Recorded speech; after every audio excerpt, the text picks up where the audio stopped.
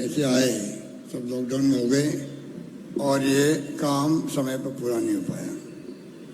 तो आज इस खूबसूरती के साथ में, तिरंगे की लाइटिंग के साथ में और फाउंटेन लगे हैं नीचे, एक अद्भुत नज़ारा देखने को मिल रहा है, बहुत खूबसूरत है। आने वाले जो टूरिस्ट है, चाहे डोमेस्टिक थे चाहे वो विदेश से आएंगे, उनके लिए भी मैं समझता हूँ कि एक आकर्षण का केंद्र बनेगा। इस प्रकार से मेरे पूर्व वक्ताओं ने सब विस्तार से क्या क्या योजना है सब बताई आपको। और एक प्रोग्राम अभी जो कल से प्रोग्राम हो रहा है इन्वेस्ट राजस्थान में, जो करीब 3000 डेलीगेट आ रहे हैं।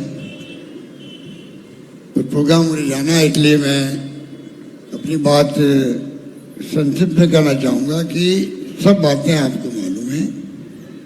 जब आपने 22 साल पहले करीब मुझे मुख्यमंत्री बनाने का अवसर दिया प्रदेश की जनता ने, तब जो पहली बार जयपुर में बरामदे भी बन सके, साफ हो सके,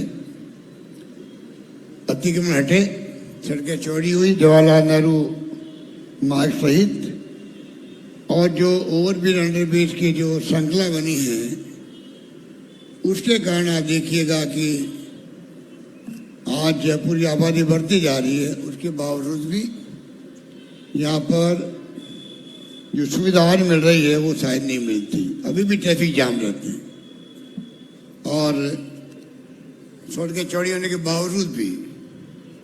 और आप देखिएगा जहाँ सिविल लाइन जाते हैं, रास्ते में कतपुर नगर आता है, ये कतपुर नगर आधी सड़क और रोके हुए था। अब कल्पना कीजिए, राष्ट्रपति, प्रधानमंत्री कोई आते थे तो आधी सड़क तो इस कतपुर नगर की बनी हुई थी।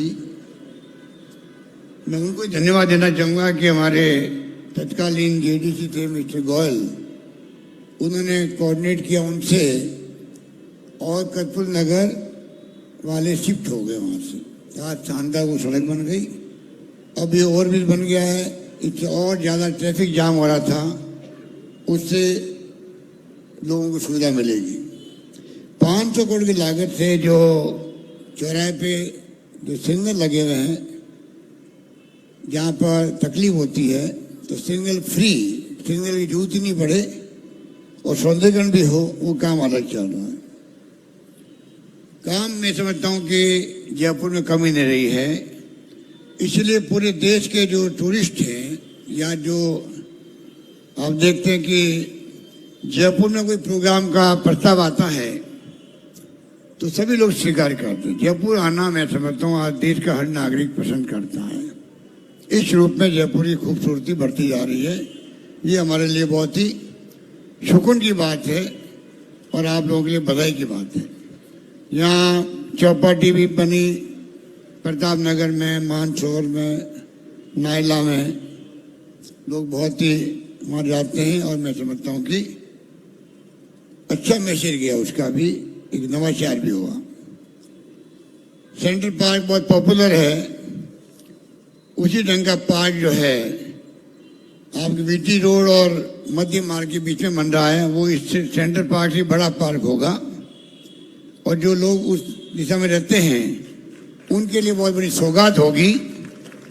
वहाँ कॉमर्शियल काम करने का तय किया था हाउसिंग बोर्ड ने, मैंने रुकवाया धारीबारी क्या करके। मैंने कहा कि वहाँ की पूरी आबादी को एक सेंट्रल पार्क की तरह सुविधा मिले, ज़्यादा बेहतर रहेगा।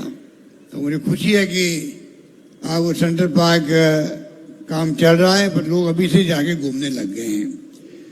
तो एक सोच की बात है जिसको हम आगे बढ़ाना चाहते हैं। मैंने बजट में कहा था कि बगरू, बस्सी, चौमू, चाकसू, स्वागी, चंद्राजी, इसके मास्टर प्लान बनने चाहिए। मैं जेडीसी को कहना चाहूँगा इस दिशा में मास्टर प्लान समयबद्ध तरीके से पूरे बनाएं और साथ में मेट्रो या लाइट ट्रेन, ये सपना होना चाहिए जयपुर वासियों का, और ट्रैफिक कम हो, तकलीफ नहीं आए, ट्रैफिक जाम नहीं हो। उसके लिए जरूरी है कि चारों दिशाओं में मेट्रो कैसे पहुंच सके। सीतापुरा से अम्बाबाड़ी वाला काम भी अभी आगे भटका पड़ा है, जबकि पहले जब मेट्रो बनी थी तो हम देखा कि टाइम बाउंड तरीके से मेट्रो का काम पूरा हुआ और लाभ मिल गया। सरकारें बदलती है तो उसके कई नुकसान भी होते हैं। रिफाइनरी 40,000 करोड़ का प्रोजेक्ट था 55 के अंदर, जिससे पूरे राजस्थान के लोगों को फायदा मिलेगा, नौजवानों को, कि जो 300 किलोमीटर पे जो वहाँ पर पेट्रोकेमिकल कॉम्प्लेक्स के आधार पर जो इकाई लग रही है वहाँ पर प्लास्टिक आधारित उद्योग छोटे बड़े के होंगी भागीदारी होगी। सरकार बदल गई, 5 साल बंद रखा पिछली सरकार ने उस काम को। चुनाव आए तो हमारे दबाव से वापस शुरू किया गया। प्रधानमंत्री मोदी जी खुद आए वहाँ पर और आज वो 40,000 करोड़ का काम 70,000 करोड़ में पूरा होगा। आप सोच लीजिए 30,000 करोड़ ज़्यादा लगेगी। तो ये जितने प्रोजेक्ट होते हैं, अब ERCP का प्रोजेक्ट है, वसुंधरा जी का शुरू किया गया है। हमारी सरकार चली जाती है तो वो बंद कर देते कामों को, हम वापिस आते हैं तो काम कोई बंद नहीं करते हैं, उनके वक्त का काम कोई भी हो। आप देख रहे हैं कि ERCP जो है 13 जिले में जयपुर भी आता है, करौली, धौलपुर, भरतपुर, दौसा, माधोपुर, सब तकलीफ में, अलवर। और हम चाहते हैं परमानेंट इलाज जो पीने के पानी का अजमेर में आता है, उसके अंदर टोंक भी आता है, बूंदी भी आता है। उसको काम को अभी तक प्रधानमंत्री महोदय जो जयपुर में अजमेर में कह के गए थे कि राष्ट्रीय परियोजना बनाने का संकेत दिया था, और पूरी योजना को खुद ने एक्सप्लेन किया उन्होंने, खुद ने मीटिंग के अंदर, जो हमने वीडियो दिखाया मीडिया वालों को भी। उसके बाद में कोई कारण नहीं है कि आप राष्ट्रीय परियोजना घोषित नहीं करो। वो इश्यू बना हुआ है पूरे 13 जिले के अंदर कि वही योजना पूरी होगी तो पीने के पानी का संकट हमेशा हमेशा के लिए समाप्त होगा। तो मैं निवेदन करना चाहूँगा कि जो स्थितियाँ हैं वो आपके सामने हैं, और आगे भी जिस प्रकार से हम लोगों ने फैसले किए उसके कारण से जयपुर की खूबसूरती बढ़ी, टूरिस्ट की संख्या बढ़ी, चाहे वो डोमेस्टिक हो या फॉरेन टूरिस्ट हो। और उसी कारण से आज जो वर्तमान स्वरूप दिखता है, घाट की घुनी बन गई, कितना बड़ा काम हुआ वो सोच सकता है। गुजरे की थड़ी का अंडरपास बन गया, मेट्रो आ गई थी, बड़े बड़े काम हो गए हैं, सड़कें चौड़ी हो गई। पूरा मैंने कहा पूरा जयपुर का ऑरा बदल गया देश के अंदर। वो जयपुर शहर है जहाँ बैठे हुए हैं। और तो और पूरे राजस्थान में जो हमारी एक्टिविटी रही है वित्तीय प्रबंधन के माध्यम से, उसके कारण से 3 लाख रुपए की GDP जो होती है, ग्रॉस डोमेस्टिक प्रोडक्ट, जिससे मापा जाता है किसी देश का, प्रदेश का विकास, 3 लाख रुपए बढ़ गई है उसकी। मतलब अब हमारा स्टेट GDP का आकार जो है 12 लाख करोड़ का हो गया है। तो आप सोच लीजिए किस प्रकार से विकास किस रूप में हो रहा, वो आपके सामने है। ये आंकड़े तो सरकारी आंकड़े हैं और ऐसे नहीं बनते हैं, बाकायदा इसके जांच पड़ताल होकर के आंकड़े बनते हैं। गलती गुंजाइश बहुत कम होती है। और 3 साल जो अभी हमारा आपने सरकार बनाई, आपको जान के खुशी होगी, प्रति व्यक्ति आय जो होती है पर कैपिटा इनकम, वो 26.81% बढ़ गई है प्रति व्यक्ति आय। कोरोना से मार भयंकर है, महंगाई की बहुत भयंकर मार है, कमर टूट रही है। मध्यम क्लास भी हो चाहे गरीब आदमी हो, उनका जीना मुश्किल हो रहा है।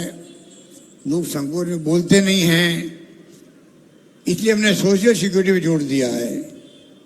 आज दवाएं free, test free, MRI free, CT scan free, organ transplant free. 10 lakh के अलावा आएंगे, 10 लाख का बीमा। भगवान करे किसी घर में तकलीफ नहीं आए, पर कुछ तकलीफ आ गई, पहले लोग घबराते थे क्या करेंगे, मकान बेचेंगे, गहने बेचेंगे। अब आप देखिएगा कि किडनी ट्रांसप्लांट करना है, लीवर ट्रांसप्लांट करना है, ऑर्गन ट्रांसप्लांट होना है, कोई बोन मैरो ट्रांसप्लांट होना है, वो भी आपके 10, 15, 20 लाख में लगते हैं। तो सरकार देगी आपके परिवार को, आपको तकलीफ नहीं आएगी। हिंदुस्तान में क्या, अमेरिका, दुनिया में कहीं ऐसी स्कीम नहीं होगी। पूरा इलाज फ्री आपके सरकारी अस्पताल में जाओ, IPD OPD सब फ्री है। तो ये एक अद्भुत अद्भुत निर्णय हुआ है सरकार का, जिसको पूरे देश के अंदर